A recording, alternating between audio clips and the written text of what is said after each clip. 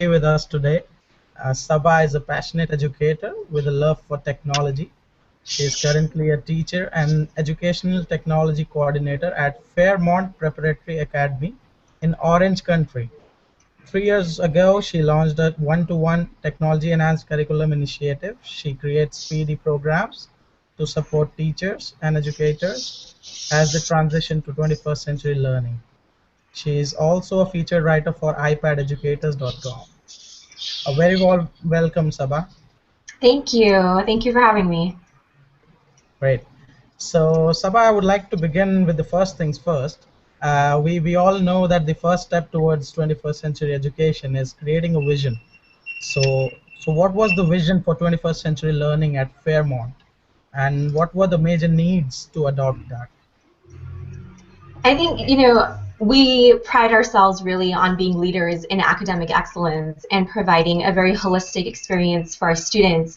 And when we reevaluated our technology initiative back in 2010, again, wanting to be at the forefront and providing our students the best education to really kind of provide them the skills not only for what they need now, but for what they'll need 5 years from now, 10 years from now. One of the big things that they always say is we don't know what the jobs of the future are going to be anymore. They're not a lot of the traditional ones that you used to know what your job was going to be. You could decide when you were 10 years old and then just kind of carry on that path. Times are changing today, and times are changing very rapidly. And one of our big things is we know we cannot give you every single thing you need for what it is that you may want to do, but we can give you the skills you need to go out and be able to do whatever it is you want to do. So tomorrow, if you decide that you want to pursue a certain path, you have the skill set, you have the confidence to pursue it. So in your one of the recent writings, you mentioned about the need of professional development because when you're integrating technology, that is one of the major needs. So Right. what did PD training include in at Fairmont?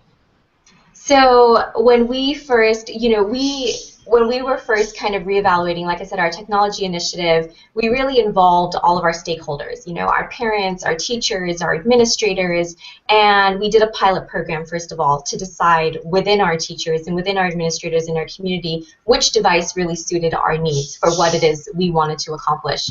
And when we decided to go with the iPad, we had a decision to make. Do we just roll this out because this is the device we've chosen? Or do we wait a year and train our teachers and give them the, I guess, just the time that they needed to become familiar with the tool and how to use it in an educational setting? Or do we just roll it out straight away? So we went with the latter choice. We decided to wait a year. We did a full year of professional development training where our teachers came together and we met once a month.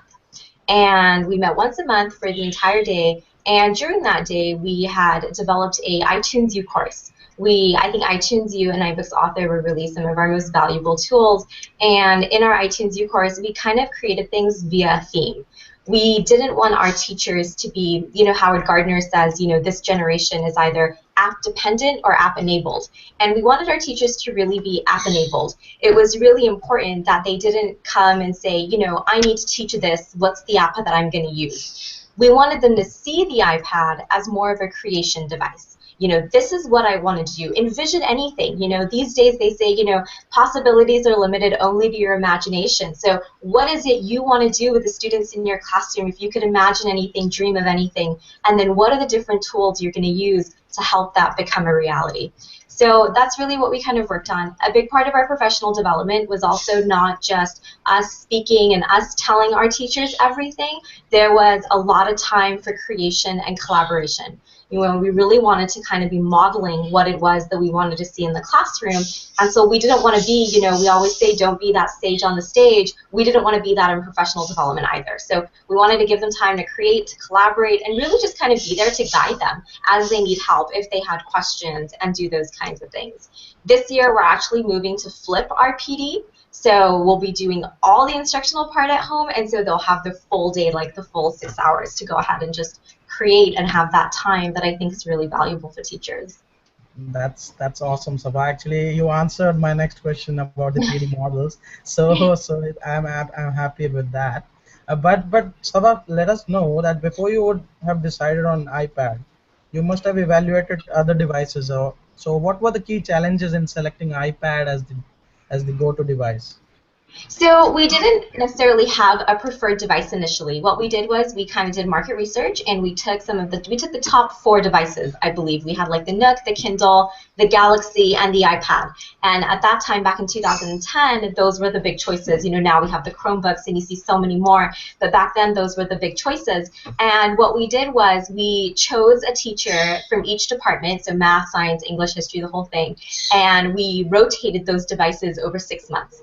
And so we told those teachers, you know, use it, you know, experiment with it, do your lessons with it, and kind of see where it goes, which one you're comfortable with. And we kind of did these weekly reflections, and then we would come together each week as a group, share what we did, the good, the bad, what we thought, and then at the end of the 6 months, we kind of did, it was kind of unanimous at that point that, you know, we all, and it just because, again, like I said, our big focus for us was the creation. We wanted to see student-centered learning. We wanted to see a device that wouldn't just be a digital reader. You know, we didn't want just an e-textbook. That's not what we were thinking when we were thinking about our technology initiative. And when you looked at what can I really use as a device to create, the iPad really, and I think still is sort of the leader in that realm. Yes, definitely. So Sabha, take us inside the Fairmont classrooms, and how do you use those apps and tools to enhance the so-called the 21st century skills, the 4 Cs? Yeah, I think, I mean, it's such an amazing experience. And I think one of the biggest, if I was to say the first thing that comes to my head is that it's such a community of learning now. You know, it really has put the teacher on the side. And it's so empowering to see students really connecting in a way that they really couldn't before with each other in the classroom. You know, one of the big things I think a lot of people are oftentimes, you know, a little afraid of is, well, I don't know all this technology and I don't know all of these apps. So is it okay to use a certain tool in my classroom if I'm not fully confident in how to use it? And the answer is yes. You know, I feel like you don't really even need to know a lot of times how to use the app yourself. The kids are so self-sufficient and they're so quick to learn these days. And one of the things I really like is sometimes I like when I'm not fully aware of the tool necessarily, because I love to be able to have students come up and, you know, be the ones to answer the questions for me. So a lot of times if I don't know an answer, I can say, hey, does anybody in the class know the answer to this question? Or does anyone know how to use this? Or what's the button that does so? And for them, it's so empowering. You know, that's really what you want to see. You want to see them as leaders. You want to see them as the ones, you know, taking the initiative in their learning. And it's been really fantastic. So I think that's the number one thing for me is the community really that's grown out of it, and to just, I think they really see just how valuable a lot of this can be for them, especially when it comes to sharing their work. You know, it's not just me anymore who's seeing it. It's, you know, literally, I tell them it's going out to the world. When you're publishing something on YouTube, you don't know who's going to come across it. So you want to make Yes. it good, you know, and so it's cool for them. So, like, but you mentioned that the students are already born with technology, so they are used to it. But there would be a common issue, as we have all heard across the globe, that we all have reluctant teachers. So, how do we go about best helping those reluctant teachers embrace EdTech? You know, I think it's natural, and honestly, I think you see it a little bit in students as well. But I think the really important thing is, again, it's everything we try to do in our classrooms too. You really have to meet people where they are. You know, I don't think that anyone's a bad teacher just because they're not familiar with technology. I think, you know, if you have the support that you need, and I really believe as long as you have an open mind and as long as you love learning, you are the best that any student can have. And so for us, that's one of the big reasons we actually kind of moved in flipping our professional development, was so that people could kind of learn at their own pace, so that when we come together, we're in more of a group setting, so that, you know, we can meet you where you are, we can help you with where you are. We have, you know, there are some teachers where, you know, just getting a password together is such a big issue sometimes, you know, because people have like 5 different passwords for 10 different accounts. And so, you know, sometimes you need a little bit more time with that person to get them on board, because if you don't meet people where they are, you don't really see that growth. And at the end of the day, those are the teachers in the classrooms who are working with those students. So we want to be able to give them the best support that we can. And it's hard to do that when you have like 50 people all in one room trying to learn the same thing, because people are at different places. So Sabba's teaching is not at all an easy task, but you have been doing the other tough part as well. The EdTech coordinator is not easy at all with the growth of technology. So what are the guiding principles and what are the key things that you see that a tech coordinator should keep in mind? I think just having a passion for what it is. I think when you love doing something, I think you don't think of it anymore as work, and you don't think of it as a challenge anymore, because it's something you just really enjoy doing. But I think the biggest thing you need to have is patience. And patience and an understanding that different things take different amounts of time for different people. And as long as you're willing to, like I said, work with people on an individual level, I think you're going to see a lot more success. And I think it's important to remember that a lot of times there's a lot of pressures on teachers. And, I don't know how it is like in India and in other parts of the world, but in the United States, the last couple of years with standardized testing and, all of this kind of stuff, there's been a lot of pressure on teachers to do things a certain way, to perform at a certain level, where, student-centered learning and, these 21st century skills that we talk about really weren't a priority. We said they were, but when it came time down to the nitty-gritty and it was really just about that CST state standard score, those two don't correlate.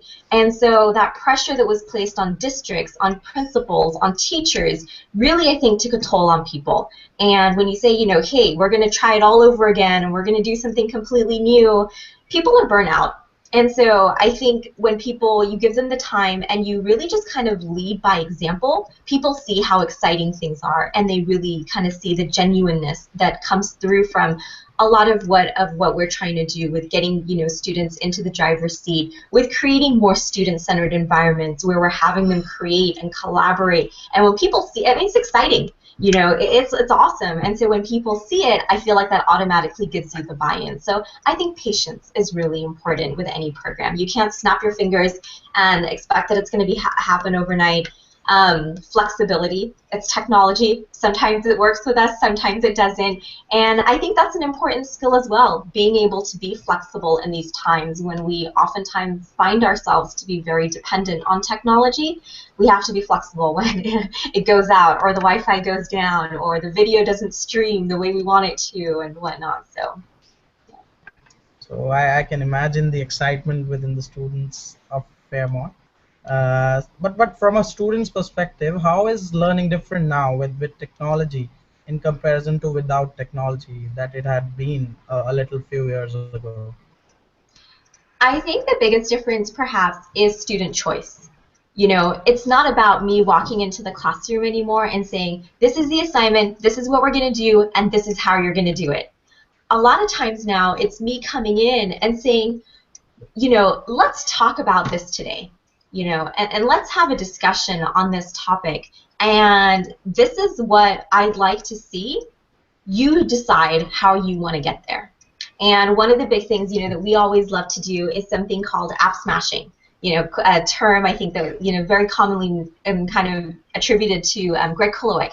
And app smashing I think it's so awesome because it really allows, like I said, for student choice. These are all the different tools you have. Which ones do you want to work with, and which ones do you want to put together to reach your end objective so you can show me your knowledge? It's not just about that multiple choice test anymore as being the only indicator of what it is you know.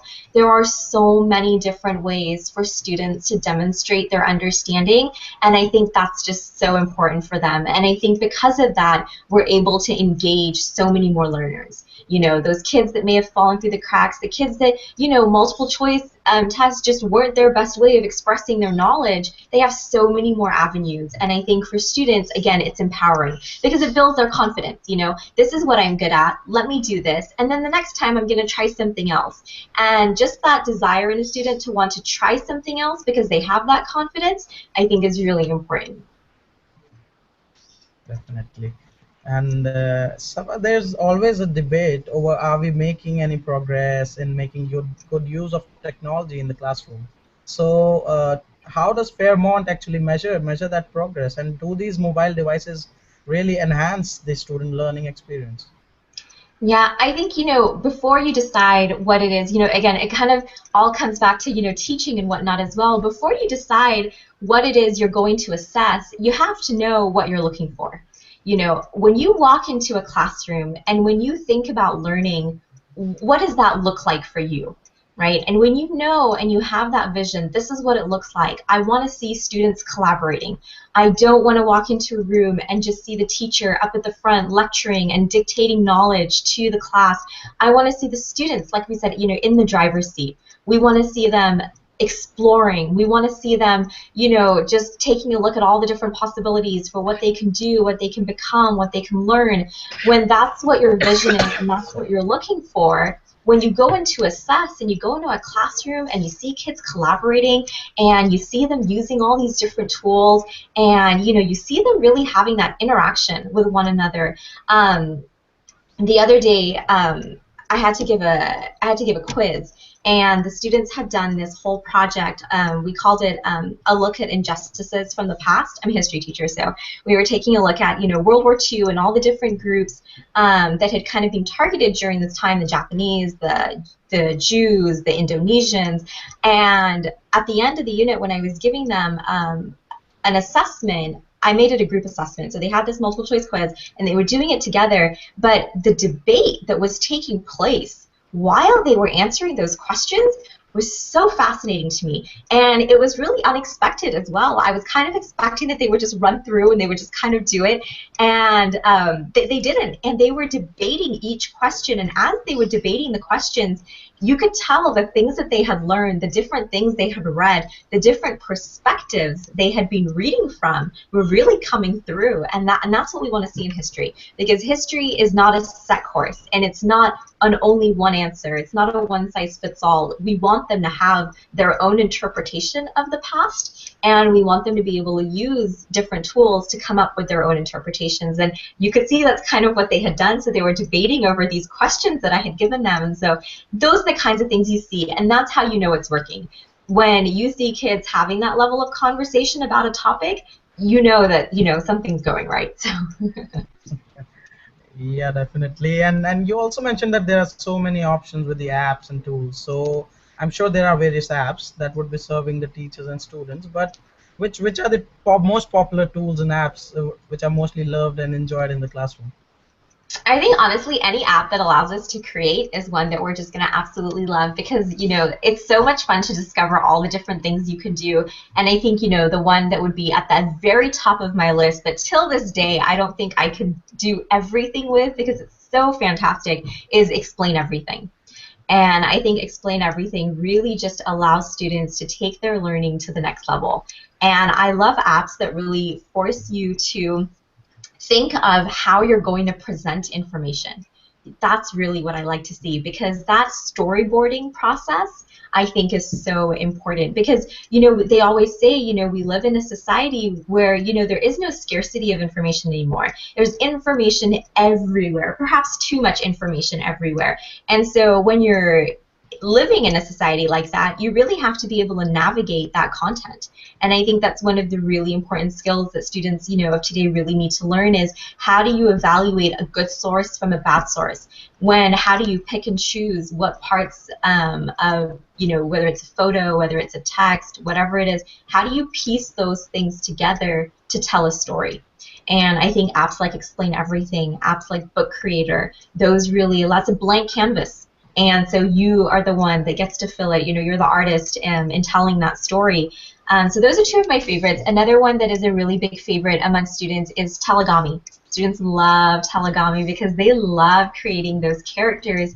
And again, I think it's another really exciting way for students to have a voice.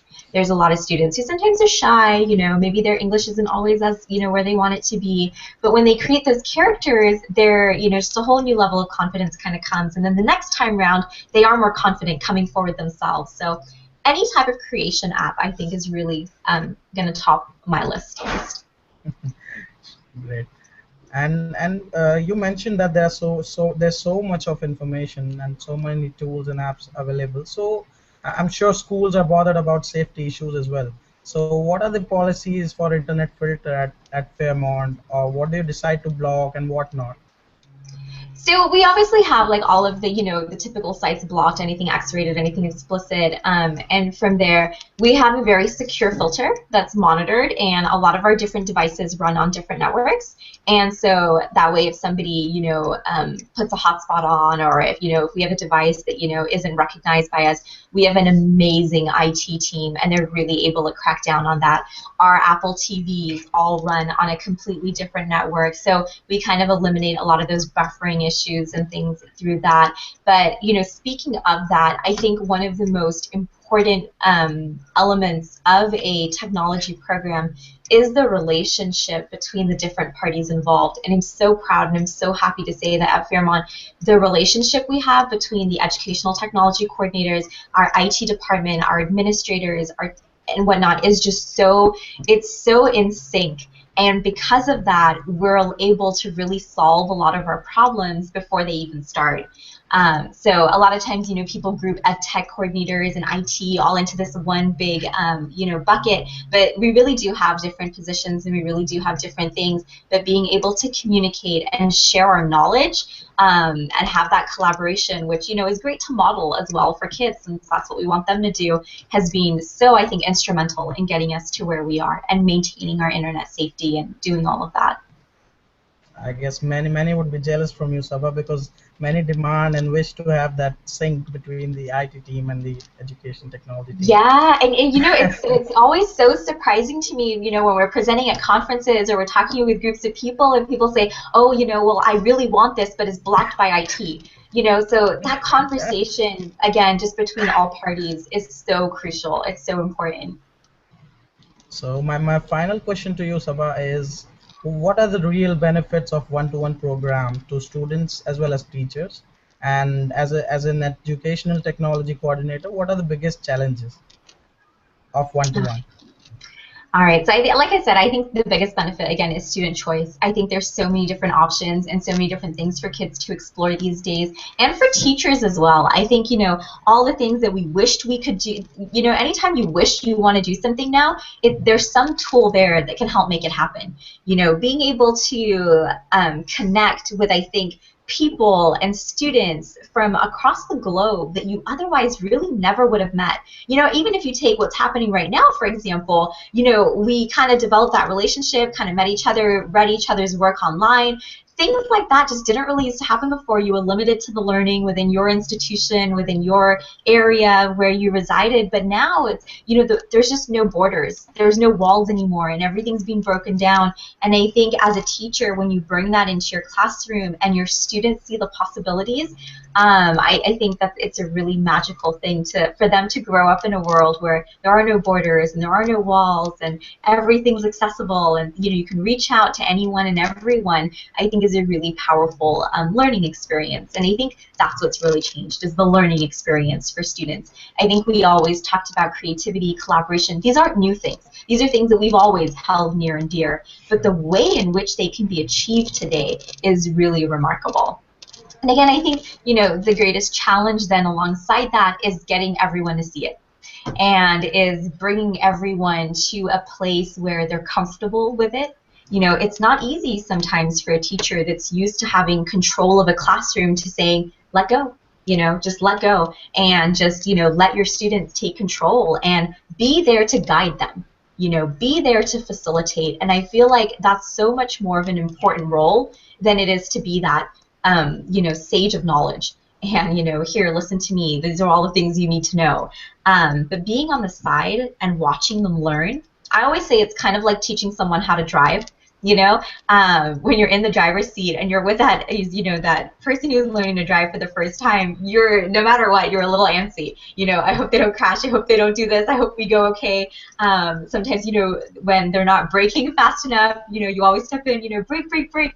But I think, again, having to give up that control of being the driver it's difficult for a lot of people. But once you do it, it's amazing. And I think once you feel it, you kind of then understand, and then you're willing to be more open-minded. So I think, like I said, patience, giving people the time they need to be able to grow and develop at their own pace, and being able to meet them where they are is what's going to get you ultimately to having a successful one-to-one program. Thank you so much, Sabat, for joining us. And I can, during the talk, see the passion you have actually for teaching as well as for technology. So I'm sure this would be a great learning experience for others who watch this later. And Thank you. thank you so much for joining. Yeah, thank you.